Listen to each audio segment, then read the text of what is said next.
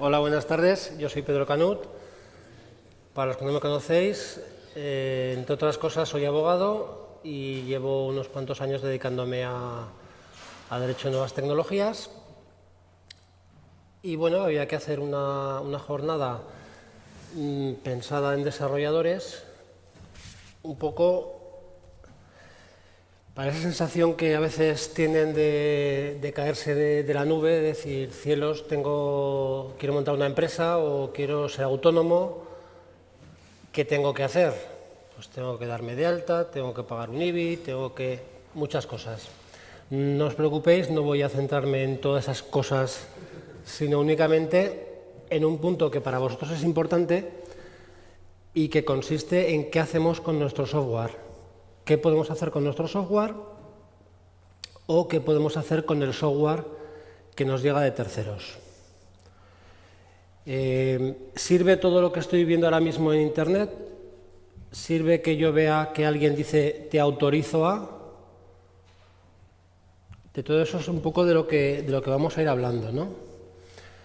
La pregunta, de todo esto que tenemos aquí, ¿qué utilizo? ¿Utilizo una GPL? ¿Utilizo Creative Commons? ¿Utilizo Color Juris? ¿Utilizo la licencia pública de la Unión Europea? ¿Por qué se dice que unas son válidas y otras no son válidas? Bueno, lo que os quiero transmitir es que lo importante no es tanto el texto de la licencia, que deberíamos llamar acuerdo de licencia o licencia contractual para ser exquisitos con la legislación. Ya digo, no es tan importante el texto que también, sino el modo. Tiene que existir un contrato entre dos partes. Pero eso no porque a algunos nos haga ilusión, ¿eh? Eso es porque lo dice la Ley de Propiedad Intelectual.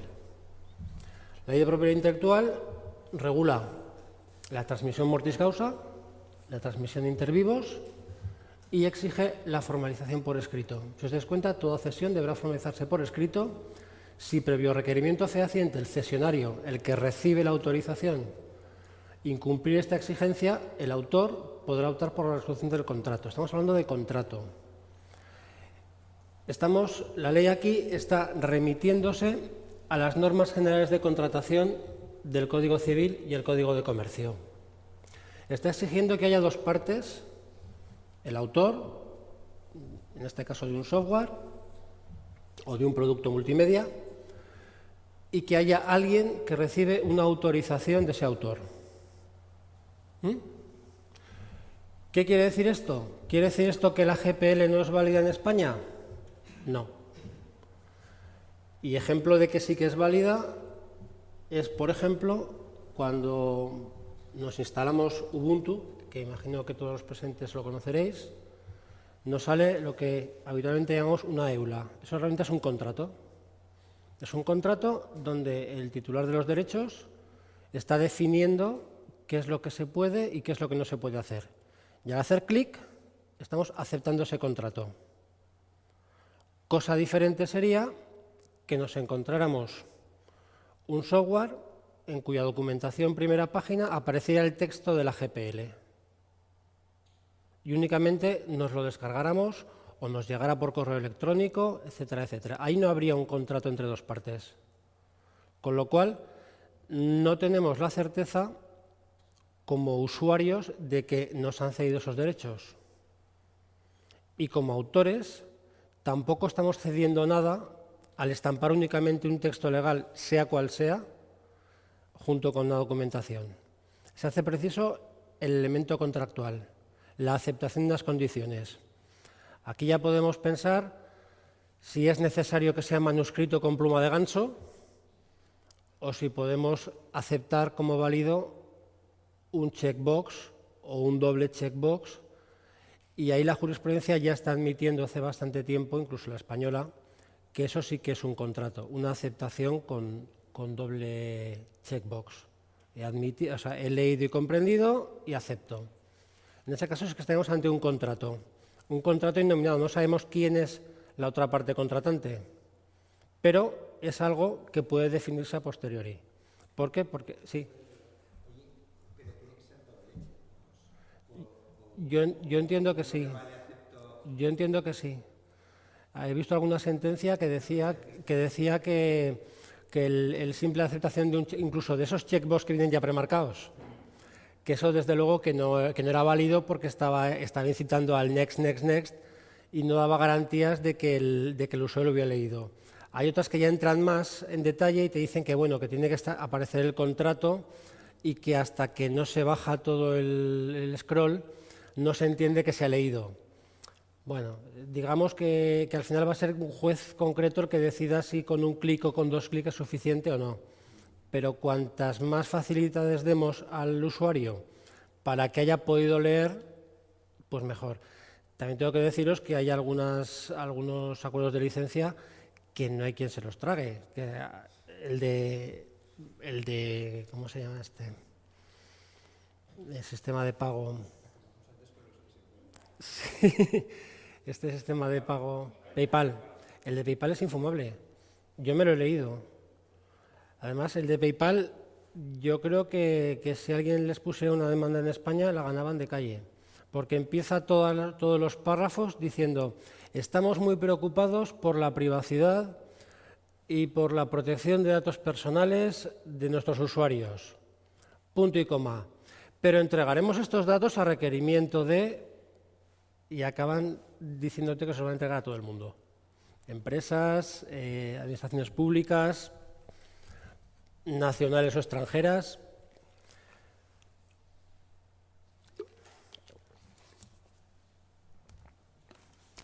El artículo 100, de los muchos que tiene la ley, he querido traerlo a colación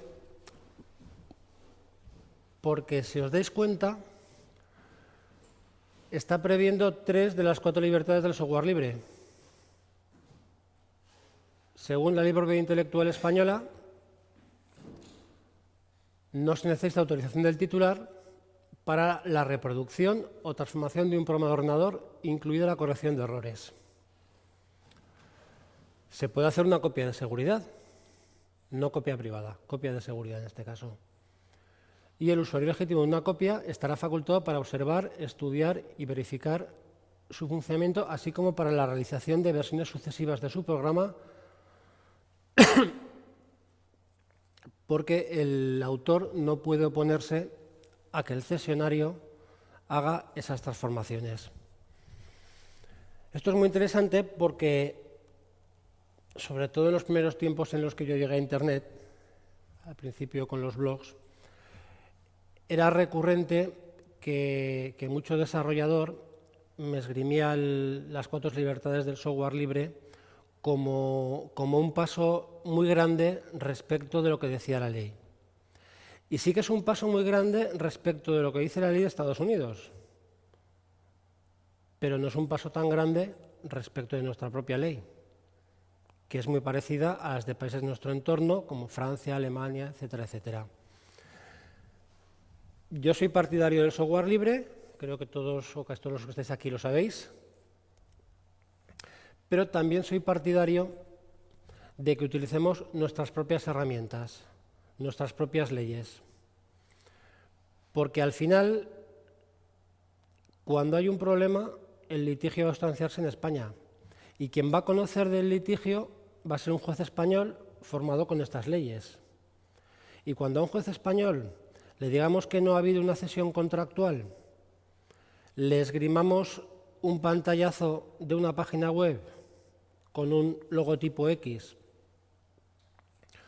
o le digamos que no, que esto es una GPL y se cumplen las 4 libertades del software libre, el juez te va a decir: a ver, ¿dónde está el contrato de cesión de derechos? Y si no lo hay, te dirá: esas 3 cosas que os he contado, eso usted puede hacerlo, porque se lo da la ley, no porque haya ningún contrato. Pero la 4ª, la distribución de copias, que es la 4ª libertad que no está contemplada en el artículo 100, para eso usted no tiene ningún derecho, ninguna autorización de su titular. Entonces, sí que hay un motivo para pensar que de hecho este tipo de licencias unilaterales pueden llegar a algún sitio. Y ese motivo es la falta de litigiosidad. la voluntad de quien escribe la GPL y de quien la recibe de que eso tiene validez. Si tanto el que la emite como el que la recibe creen que eso es válido, ninguno va a litigar entre sí. El problema va a surgir cuando una de las partes se sepa todo esto. Y si hay un problema, acabe ahí. Había una sentencia creo que era de Navarra, de Pamplona, muy interesante, en el que había, fijaros en lo que había un contrato mercantil entre unos desarrolladores y una empresa. En ese contrato mercantil se definía que la labor de esa empresa desarrolladora consistía en el desarrollo de aplicaciones para la otra empresa. Sin embargo, en ese contrato no se especificaba en ningún momento que había una cesión de derechos a favor de la empresa que estaba pagando ese desarrollo. Incluso en ese supuesto, el juez de primera instancia y la audiencia lo confirmó posteriormente, no se estimó que había habido cesión de derechos. Se estimó que se había pagado un trabajo, pero que la empresa que finalmente había pagado ese desarrollo no podía a su vez venderlo a tercero, ni vender copias, porque le faltaban los derechos que no le había otorgado el autor, la empresa desarrolladora. Yo creo que estas cosas pasan porque la gente no viene a nuestros despachos antes de hacer estas cosas y antes de firmar los contratos. Pero bueno, cada vez van viniendo más y van viendo la necesidad de todo esto. No me extiendo más con el general. ¿Qué pasa con la administración pública? ¿Qué pasa cuando utilizamos programas, software, datos que son de la administración pública? Con carácter general, con lo que he estado comentando antes, ya no cabría que hubiera una utilización si no hay una previa autorización de la administración pública. Pero es que con la administración pública tenemos otro componente más. La administración pública es titular de unos bienes y unos derechos que gestiona en nombre de todos. Y por eso una administración pública no puede permitir determinados usos de ese dominio público del que es gestor o garante sin seguir un procedimiento. El ejemplo que yo creo que todos entenderemos, porque somos, creo que todos asiduos de las terrazas, es el de la ocupación de aceras. Yo tengo un bar, tengo delante una plaza preciosa y quiero poner unas cuantas mesas y unas sillas. Bueno, si la calle es de todos, ¿por qué yo no voy a utilizar ese espacio? Sin embargo, todos tenemos muy claro que eso no es así. Todos sabemos que hay que irse al ayuntamiento, rellenar una instancia, en su caso pagar una tasa, y al cabo de un tiempo, que está todo reglamentado y procedimentado, la administración pública nos va a extender una licencia. Y con esa licencia vamos a poder tener unas mesas, un número determinado de mesas y de sillas. Y cuando venga la policía municipal y nos pregunte, oiga usted, ¿por qué tiene usted aquí estas mesas? A ver, la licencia. Vamos a exhibir una licencia que nos autoriza durante un plazo determinado a unos usos concretos de ese espacio público. Y eso tiene una razón evidente. La razón evidente es que lo que es de todos no puede beneficiarse uno solo. Y si puede hacerlo, necesita que todos, en este caso la Administración, en nuestro nombre, le autorice. Ya sea gratis o ya sea bajo el pago de una tasa o de un precio público. Es lo mismo que ocurre, por ejemplo, con la licencia de obras menores. ¿Cuál es el sentido de esa licencia? Pues que vamos a ocupar espacio público con un contenedor o con un saco, espacio que es de todos, y vamos a utilizarlo para uso privado propio nuestro. Entonces tenemos que pedirle permiso a quien puede